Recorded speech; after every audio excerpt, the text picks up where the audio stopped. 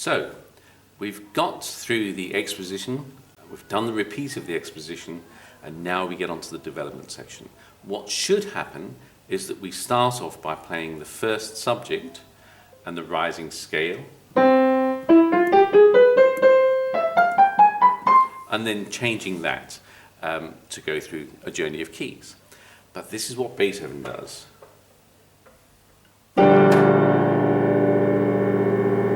Do you recognize that? Well, it's like the introduction, isn't it? The grave tempo. Except this time, we're in the wrong key. We're in G minor, which is the dominant minor, which is a very, very unusual thing to do. And he plays 4 bars of this.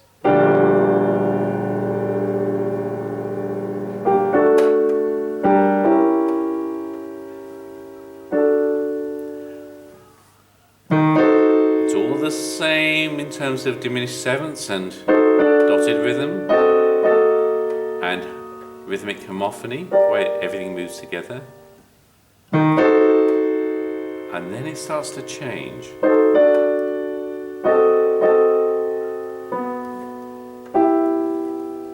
We're changing key.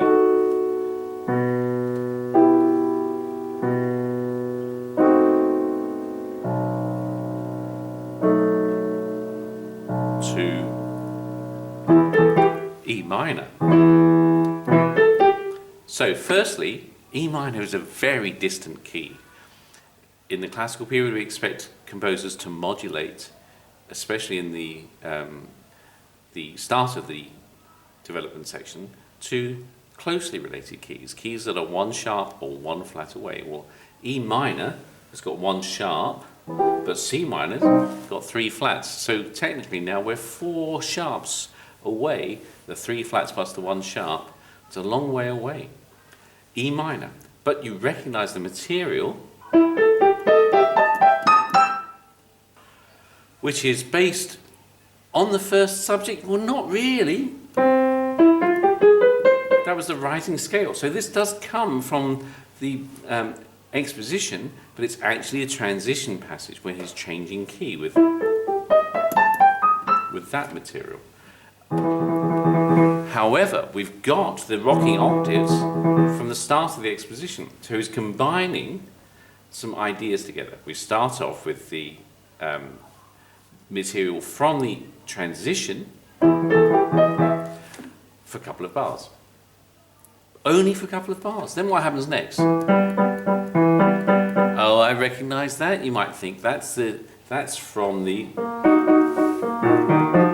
So we're going to get the second subject first theme now, are we? Is that what it's going to do? Well, no, look what he does. Where does that come from?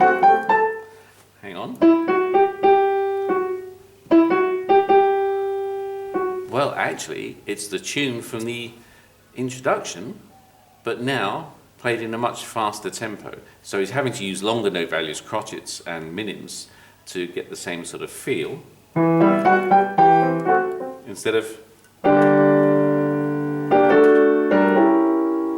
the dotted semiquavers and demi-semiquavers. We're now in crotchets, but it's the same tune, isn't it? So he's combining several things. The rocking octaves that we got all the way from the exposition first subject, but the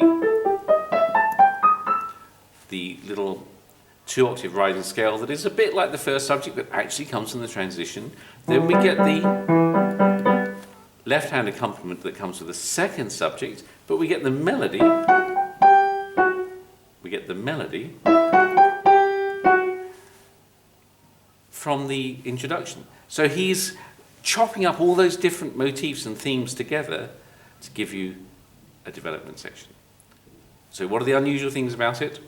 We don't start straight away with a fast movement. We go back to a slow tempo from the introduction, which is unheard of. You don't suddenly stop just after the exposition and go back to a slow tempo. This is completely new. Then when he does get out of that, at the end of that little slow section,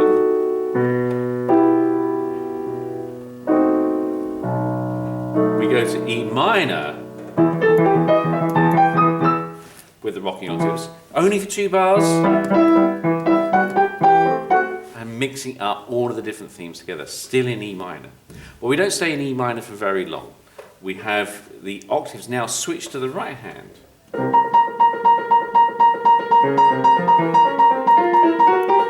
And we have that figure going through several different keys, and we get it down at the semitone. And then we have it going down. And we explore all the different keys as we would expect in the development section. And that carries on for a while. And then we get to this section at bar 175. Rocking octaves down there now, and they continue as a pedal, while the right hand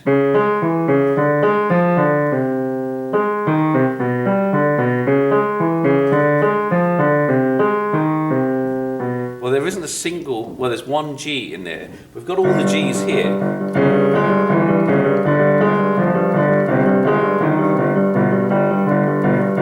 So what is it when we have a repeated or held note while the chords change? It's another pedal, isn't it?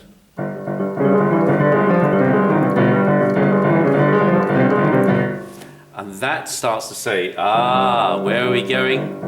That's my dominance for getting home again. So the G is going to get us home. And then right at the end of the development section, we end up with this figure all on its own.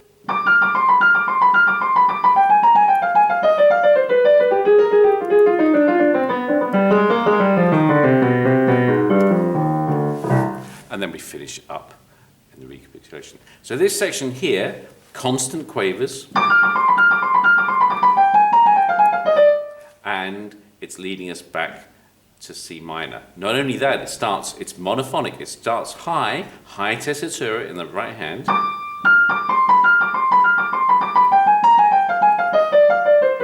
And look how it's coming down the piano until we end up, obviously we're going to end up in C minor, and that is our recapitulation there. So he goes from a high tessitura, monophonic, constant quavers, dominant preparation, to allow us to come back to the music of the exposition, but now of course it's the recapitulation.